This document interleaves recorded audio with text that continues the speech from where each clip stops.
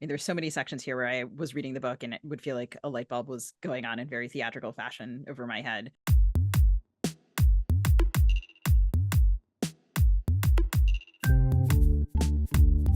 Hello, this is the Fiction Nonfiction Podcast from Literary Hub, where we believe that every issue on your social media feed or on the evening news has already been tackled somewhere in literature. I'm Whitney Terrell, author of the novel The Good Lieutenant. And I'm V.V. Ganeshananthan, also known as Suki, the author of the novel Brotherless Night.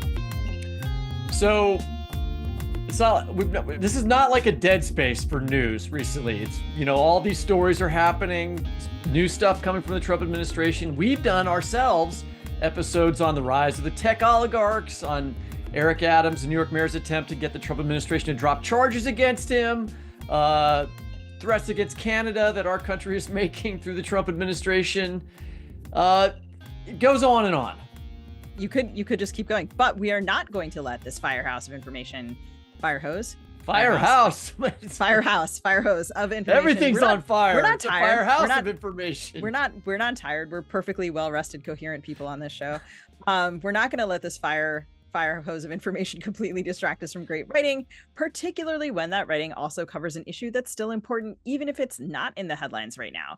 So today we're diving back into American abortion writing of the past with editor and professor Karen Weingarten, whose new book, Abortion Stories, American Literature Before Roe v. Wade, covers our country's long and complex history of these narratives right up to the landmark court case. Karen Weingarten is the author of Pregnancy Test, published by Bloomsbury in 2023. The book tells the history of the pregnancy test and how it changed what it meant to be pregnant. Her previous book, Abortion in the American Imagination, Before Life and Choice, 1880 to 1940, came out in 2014. She's a professor of English at Queens College at the City University of New York. Karen, welcome to the show. Thanks so much for having me. Thank you so much for joining us. So Roe v. Wade was a 1973 Supreme Court case, and it made access to abortion the law of the land, and it was overturned in 2022 by Dobbs, breaking many hearts, including mine. Reading your introduction, it seems like such a long time ago now. I know we did a Dobbs. We did some abortion related episodes around the time. I think we did a Dobbs episode, and it does feel like a million years ago. And I was reading the introduction to your book, and I realized that I had understood, maybe for like my entire life, a lot of abortion headlines through the misguided notion, one that I had barely articulated to myself, that before Roe v. Wade, abortion had just always been illegal in the United States. And that's not even close to true, which is apparent with the first piece in this collection by Maria Sybilla Merian. And so I wonder if you could talk a little bit about the culture around abortion prior to kind of the mid-19th century, when there's a particular shift, and what the language and ideas around miscarriages and abortions were during that period. Yeah, so laws outlawing abortion really didn't begin in the US until the 1830s, 1840s, and then accelerated like after the Civil War in the 1860s and the 1870s. So it was really not until 1900 that every American state had an anti-abortion law. But before these laws started passing, women had abortions and didn't really distinguish them from the end of their like a pause in their menstrual cycle, right? And so if your menstruation stopped, if your period stopped, you might go to your local midwife, to an herbalist, even to your local country doctor, perhaps, and say, oh, my menstruation, my bleeding has stopped. And they might give you some abortifacients, sometimes herbs, sometimes different combinations of drugs that would bring your bleeding back. Because of course, the technologies that we have today that tell us that we're pregnant, the pregnancy test, the sonogram, other kinds of technologies that could tell you that you were definitively pregnant didn't exist in the 19th century. And so abortion was just seen as something that women turned to like other kinds of healthcare issues. And having an abortion before quickening, before a woman could feel the fetus move, was often just seen as a routine part of healthcare. And there really wasn't any legislation dictating, whether or not a woman could access abortion. And in fact, because of that, the word for abortion and the word for miscarriage were often the same, right? If you had what we call a miscarriage today, you still might say you had an abortion in the 19th century. So in addition to doing some previous episodes, like mentioning things like Dobbs, we of course had my wonderful friend, the poet and essayist, Catherine Nernberger, who was also previously Whitney's colleague on the show. And she wrote some magnificent... She wasn't actually at my school, but I would consider her a friend. She taught at a nearby university. But she's like a brilliant writer who had written kind of a lot about like herbs and plants and abortifacients. And it's interesting because like it's so much a part of the natural world. And now so much of the connotation of abortion is kind of like, oh, it's this I don't know, almost like this, it's like a synthetic process. Right, it's chemical, yeah. It's a man-made thing. And actually it is so much a part of the way that, right, the Merian piece, for example, talking about like indigenous practices with regard to abortifacients. And then there's also one of the other early pieces in this collection is a set of oral histories from the WPA of enslaved persons talking about, yeah. and they mentioned cottonroot. Yeah, yes. I want to know about that. What is, yeah. Does that work? Is that a real thing? I mean, I think a lot of these herbs would work. The danger is always knowing the dosage to take them, right? Because a lot of them could potentially really hurt you. And in fact, some of the earliest anti-abortion laws were anti-poison laws, because sometimes women would take these herbs, would take these various would take abortifacients, and they might take too high of a dose, and it could cause so much bleeding that they would die. And so yeah, I think you could take cottonroot. You could Queen's Anne's lace is another abortifacient that you often hear about. Pennyroyal, which is in the mint family, is another abortifacient that you often hear about. And yeah, I was really excited to include the oral histories from people who were formerly enslaved, talking about how they used abortion as a form of resistance, right? Because having children increased slave owners' property. They didn't want to bring children into the world under such harsh conditions. For them, turning to abortion was a way of basically saying, I'm not going to participate in my own like economic condition, like my own horrible economic conditions, and I'm not going to bring children into this world and enrich you. And so I think that was a very powerful way in which we often don't think about how abortion can be used as a tool of resistance under difficult conditions. Yeah. An anti-abortion doctor named Horatio Storer led the first anti-abortion movement in the mid-19th century via the American Medical Association. When I was reading about this, I thought, oh, some of this stuff sounds very current. I wondered if you could talk a little bit about him, how his policies reflect some rhetoric we're hearing now, and then read a section from your book about how things developed in the early 20th century. Yeah, so Horatio Storer was a doctor in the mid-19th century. And one of the things that was different about medicine in the mid-19th century is that it actually was anyone could become a doctor. You didn't necessarily need to go to medical school. And so there wasn't the same professionalization around medicine. On the other hand, it also meant that, it was easier for midwives to practice, or for a town to have an herbalist, and you would go and visit the herbalist. And Storer decided that he was going to professionalize medicine, so that to be a doctor, you would have to go to a certain kind of medical school. And as part of this, professionalization change, he decided he wanted to discredit anyone who did not fall into what he considered, the correct professional track. And so this meant discrediting midwives, it meant discrediting herbalists, it meant discrediting any kind of alternative doctor that didn't fit into Storr's vision. And part of this was also, for him, outlawing abortion, because abortion was often practiced in community, right? With women would not necessarily go to a male doctor. They would go to their midwife. They would go to their town herbalist. There were Black midwives. There were indigenous midwives. And so it was really about discrediting a kind of medicine that Storr was trying to eliminate in service of professionalizing medicine.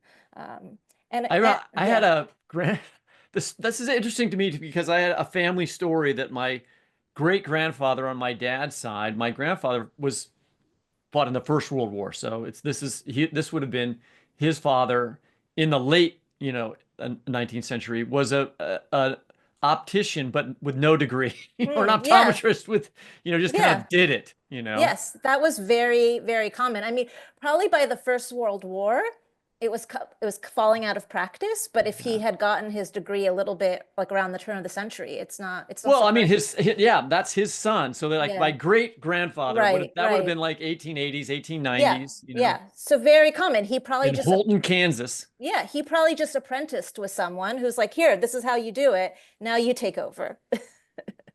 Yeah, so I'm going to read now a small part from my introduction that discusses the intersection of abortion with eugenics and why, in order to understand the history of abortion, you need to know a little bit about the history of eugenics as well.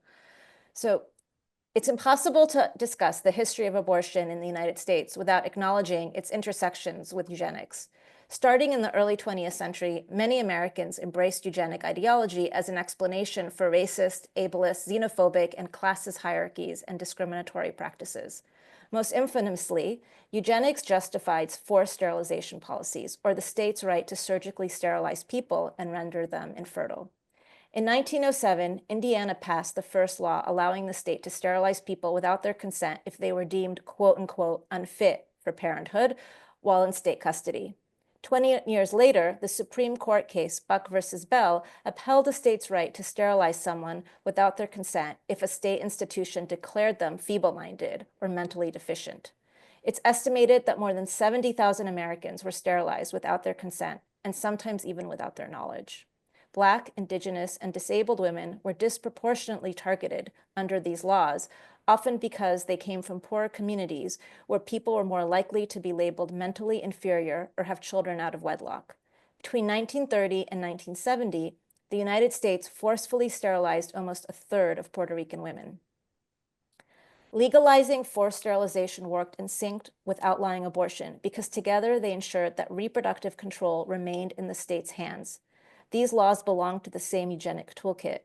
Both anti-abortion and compulsory sterilization laws take reproductive decisions away from people by giving the state the final say over who gets to have children and who can control their reproductive life.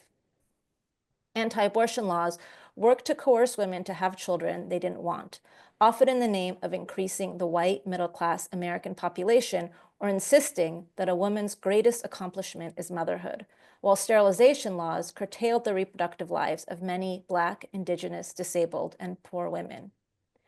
It's not a coincidence that sterilization laws were created on the heels of anti-abortion laws. Together, these laws created a repressive reproductive climate for more than 70 years. Thank you so much. I picked that section because I felt like a likening of immigrants, right? The kind of vermin language that always surfaces, right? Like that's also connected to this. And then replacement theory, which is a big Tucker Carlson talking point. Yeah. Tucker Carlson, apparently the intellectual descendant of Horatio Storer, yes.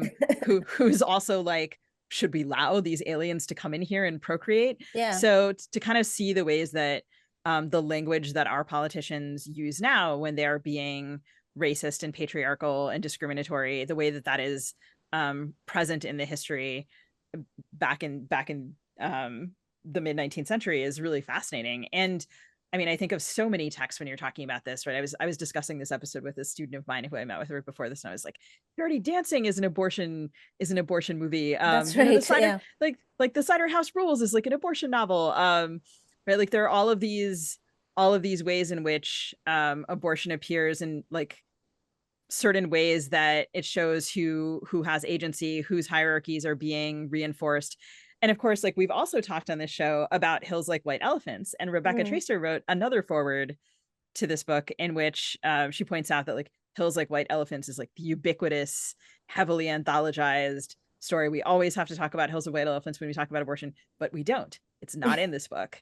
And you've chosen this much more eclectic set of readings, very surprising, has like this incredible range in the ways that it portrays abortion to represent the period that we've just been discussing. And the book starts with Merian and ends with like Shirley Chisholm, who in addition to being a politician was an extraordinary writer, and Lucille Clifton and Sarah Orne Jewett and Eugene O'Neill and Edith Wharton and Dorothy Parker.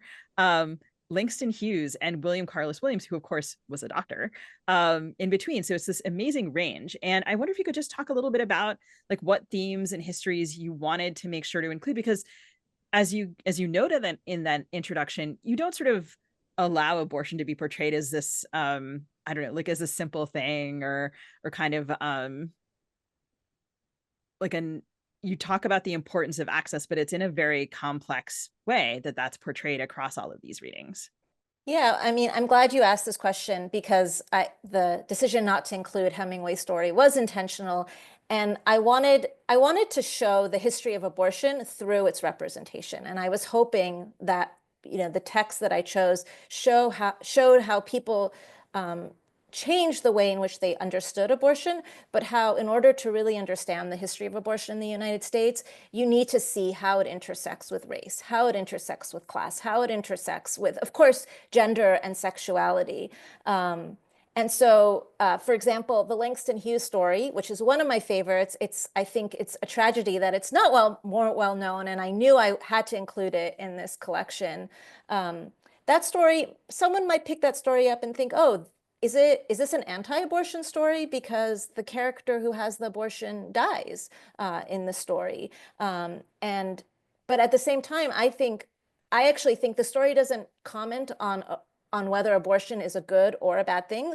It's showing how abortion can be used as a coercive tool to support, racist and xenophobic ideologies that were circulating at the time, and how you started this question essentially, right? With your comment about looking at the anti-immigrant policies of today. I think we need to do more in this current moment to connect the anti-immigrant policies to the anti-abortion rhetoric that we see circulating. We don't often see these two things in conversation with each other, and they very much are, right? This idea of, quote unquote, sending people back who are not wanted in this country and controlling the reproduction of women in this country to encourage so-called like true Americans to have more children, and of course that also means sending women back into their correct place in the domestic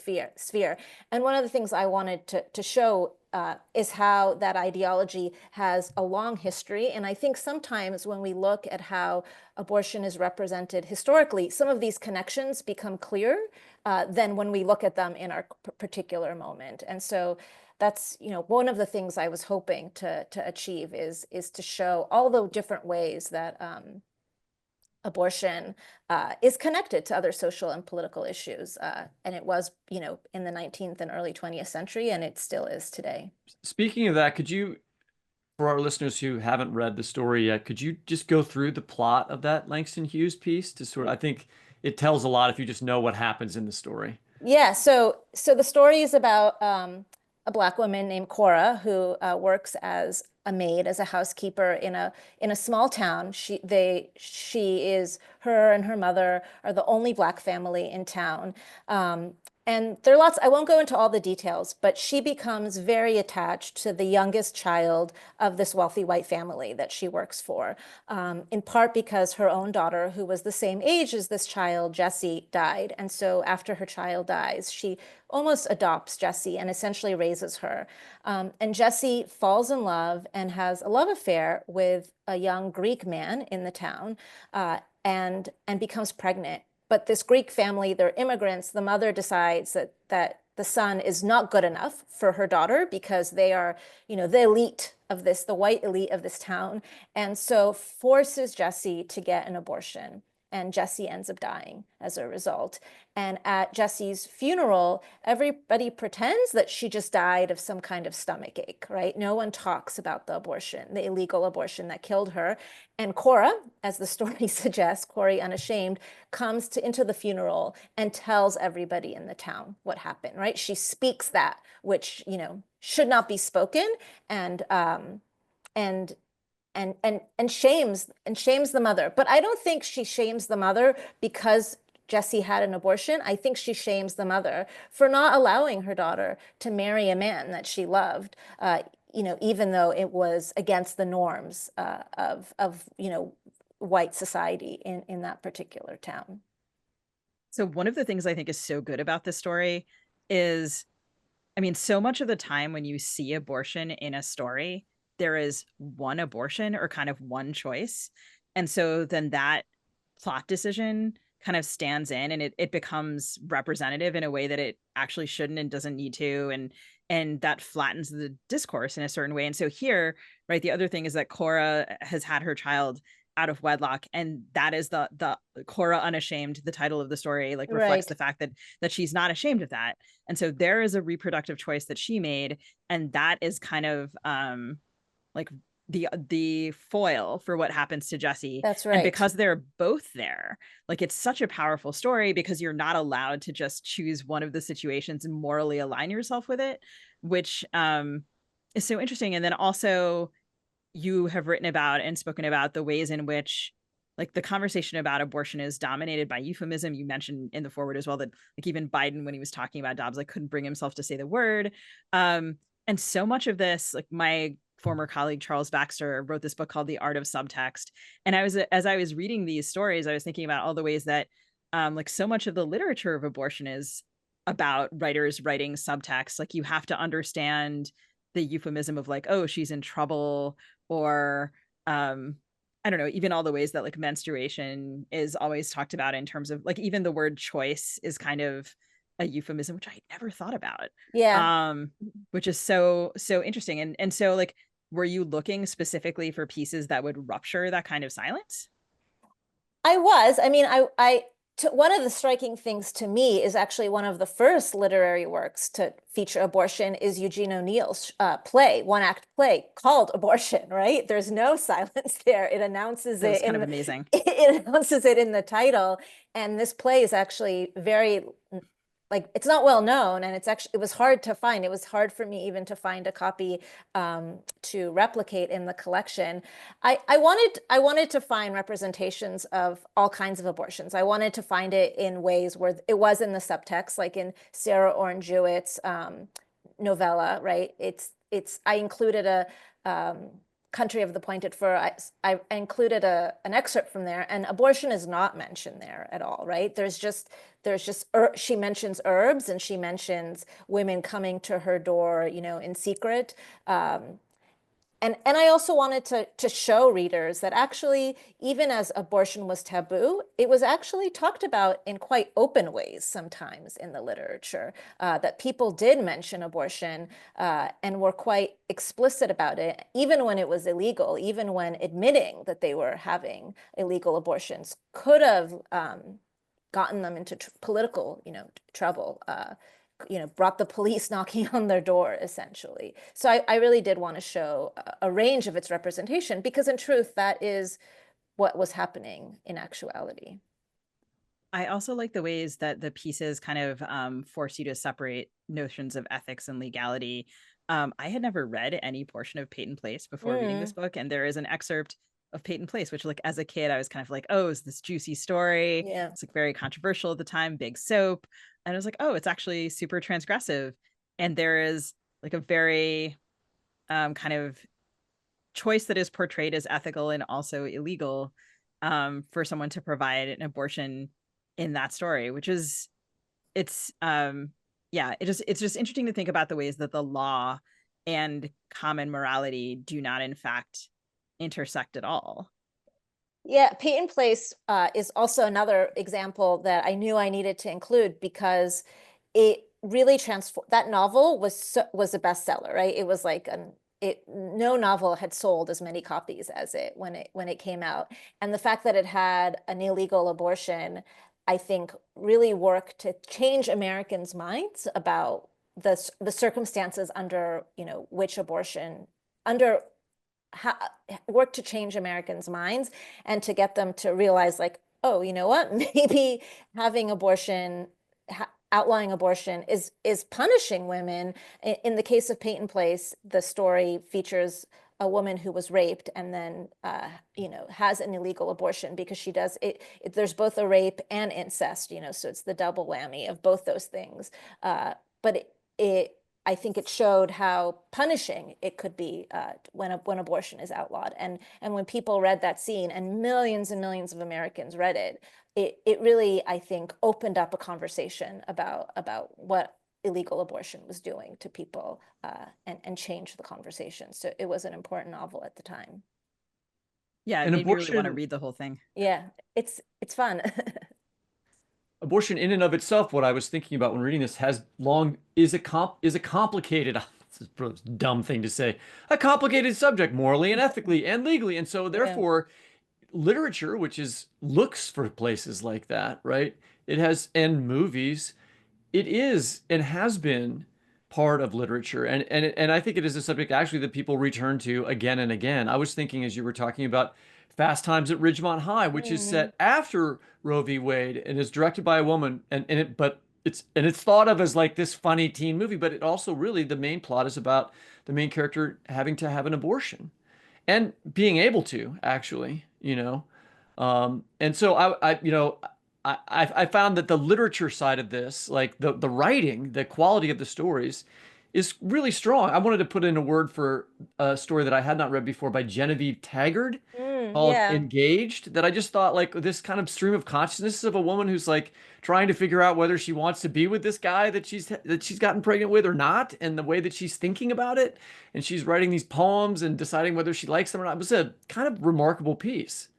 Yeah, that piece actually was a late addition, and someone told me about it as I was putting the collection together, and I loved it because it really takes you into the mind of someone who's struggling with the decision, and I thought that was it was different than anything else I had included, and so I felt like I needed to include it. And I think it's, in some ways, it shares some similarity to the piece, the non-fictional piece. And we haven't really talked that much about the nonfiction. There's an essay by someone who published an essay in the Atlantic. She just went by the pseudonym Mrs. X. And I love that piece because she is explaining how she went about to get an illegal abortion. I think a lot of people wonder, well, if abortion was illegal, how did you access it, right? How did you know, how to find an abortionist? And I think that piece goes to show how even when abortion was illegal, women were finding ways to access abortion. You just started talking to people. And that's what I was finding over and over, is that it was actually, in some ways, not that hard to access as long as you were willing to talk to people. It's estimated that by 1969, like just a few years before Roe v. Wade legalized abortion, 1 million American women were having illegal abortions a year. So that's a lot of women having illegal abortions. And it means that chances are you knew someone who had an illegal abortion. And so if you were just willing to ask, you could probably be connected to a doctor who was willing to do them, or someone in Puerto Rico or in Mexico. Often women went to Puerto Rico and Mexico for their illegal abortions if they weren't able to find someone in the US. This is so interesting because I'm the author of a novel where the protagonist is a young woman who's a medical student and her hero is her grandfather. And a relatively late revision I made to this novel was to decide that her grandfather was a provider of illegal reproductive care in Sri Lanka. And so I had to kind of like, and this wasn't like no one was like, hey, Sugi, she needs more of a backstory. Just like, I was like, I don't know, like I want to imagine that there's some longer history here. So then I had to go around asking friends of mine who had grown up there. I was like, how did people get abortions? And the phrasing was that you were getting your womb cleaned. Right. And so people would go get their wombs cleaned in Colombo. And then that was they were getting abortions. And so I put this in, and it was I ended up making it kind of like, it's just a little background note, but it had not occurred to me to imagine it in that way. And he's an illegal provider of reproductive care. So you mentioned 1969, and of course, we've talked about a lot of wonderful writers, and I mentioned Shirley Chisholm before, and in 1969, she was writing and talking about abortion in a way that had never happened before in U.S. legislative bodies. Um, can you talk a little bit about including her and the importance of that work? Yeah, I mean, Chisholm is incredible. She gave a speech that I include in the collection. She gave a speech in 1969 to Congress, making a really powerful argument for the necessity of not only legal abortion, but accessible abortion. And I think in many ways she was ahead of her time when she made that speech. And she rightly noted that when abortions were illegal, they disproportionately impacted Black women, Puerto Rican women. That was often what Latina women were called at the time, or, you know, was Puerto Rican women and poor women. And she cited like statistics to Congress arguing for a law that would overturn the anti-abortion laws in the U.S. And this was a big risk she was taking in 1969 for two reasons. One, it was her first year as a congresswoman, right? So she's coming in as, you know, as a junior congresswoman, making this argument. But in the US, there was like the Black Power movement, for example, tended to be anti-abortion at the time. The feeling was that abortion was a form of Black genocide. And she and a few other Black feminists were working really hard to counter that belief as well, to demonstrate that no, you know, women needed to be able to reproduce on their own terms. And in many ways, Chisholm and also Langston Hughes, you could see it in his short story,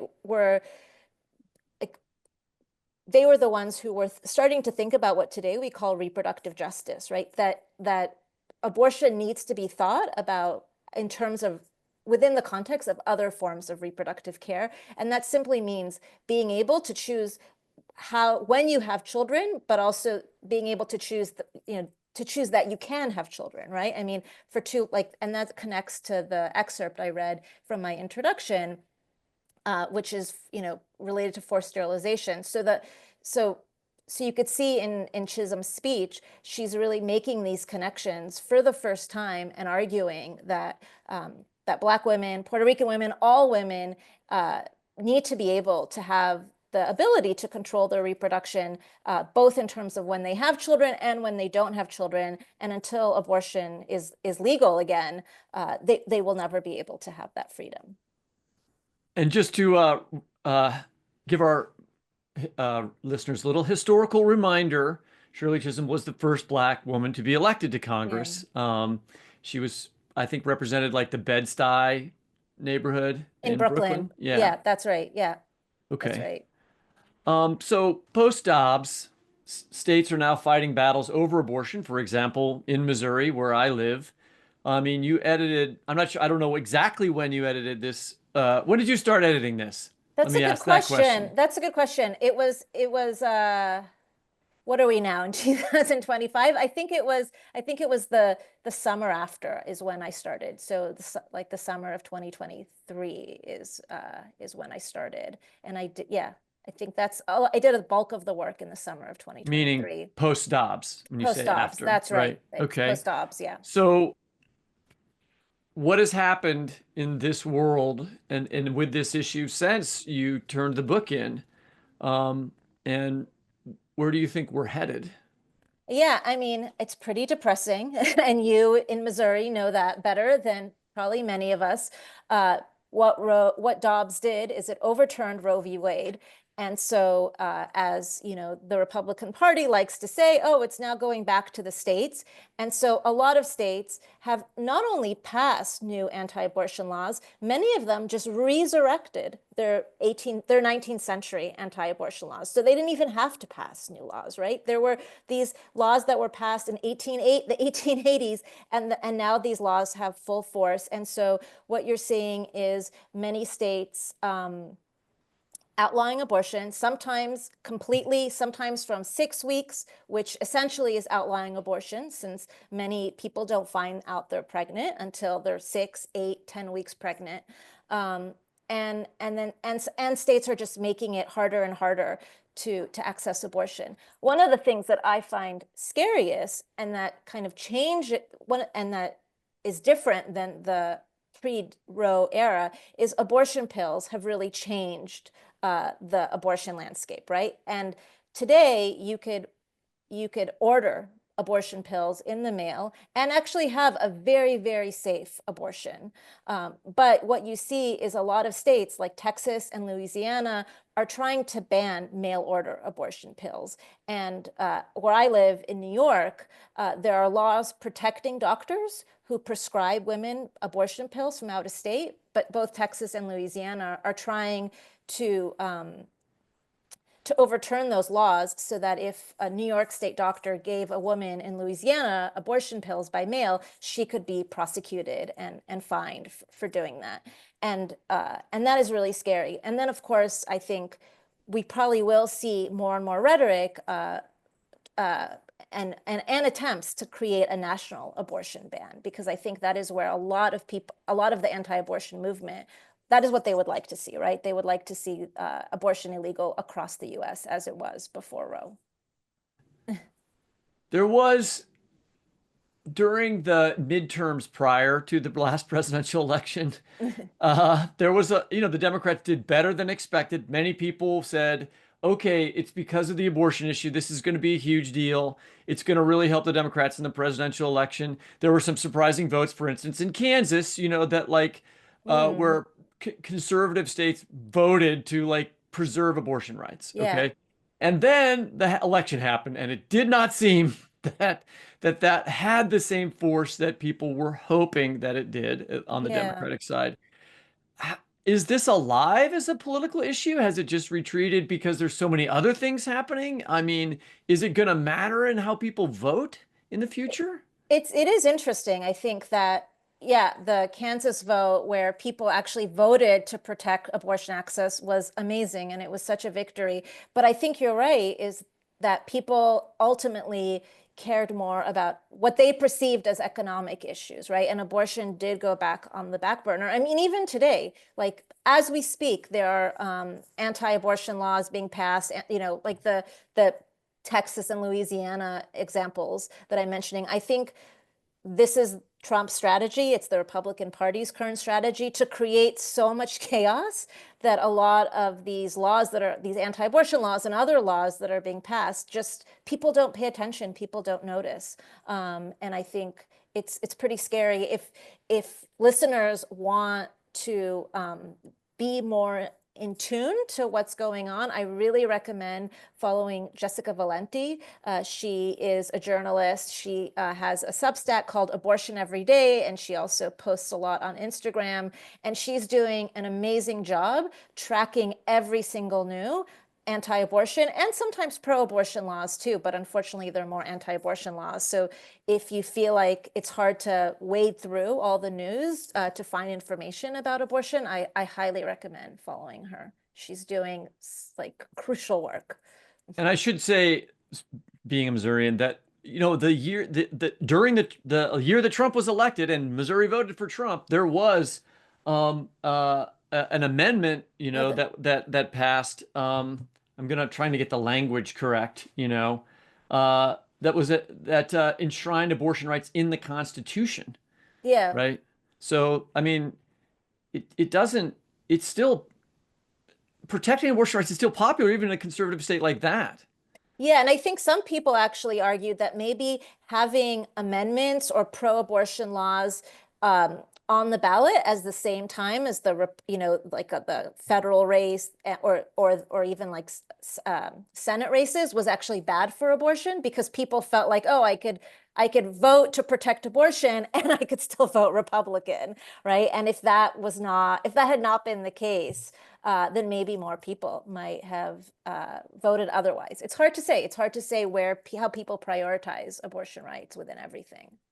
That's interesting. I would have hoped that having abortion rights on the ballot would remind people that it was a crucial issue and maybe would discourage them from voting for anti-abortion candidates. But yeah, I mean, I guess, I don't know, like predicting what's going to happen at the ballot box is so hard. I'm going to ask you for one more kind of prediction that's a little abstract. And I know that you're a literary critic and not a creative writer, but if you were hypothetically editing a post-Dobbs volume, what would you want to see represented in the first story in that book?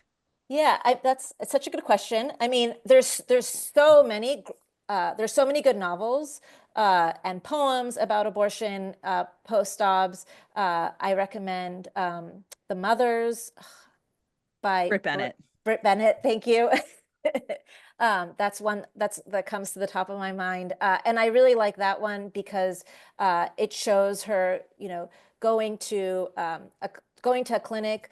But one of the things I would like to see in terms of if people are writing new representations, I would like to see more people representing abortions done through pills, because increasingly that is how people are accessing abortion, is through pills and not through what is often called surgical abortion, where you go and you have the procedure done in a clinic. And I also like to see more representations of people of color, Black women, Asian women, Latina women, Indigenous women having abortions, and young women as well, and really showing how issues with access really impact people who are trying to have abortions in states where you really have to know the system, know certain people to be able to access abortion. So I think both those things, diversifying the representations of abortion, but also showing how people access abortion, through pills would be wonderful. Karen, thanks so much for joining us. Listeners, you can find abortion stories in your local independent bookstore, so go pick it up. Thank you.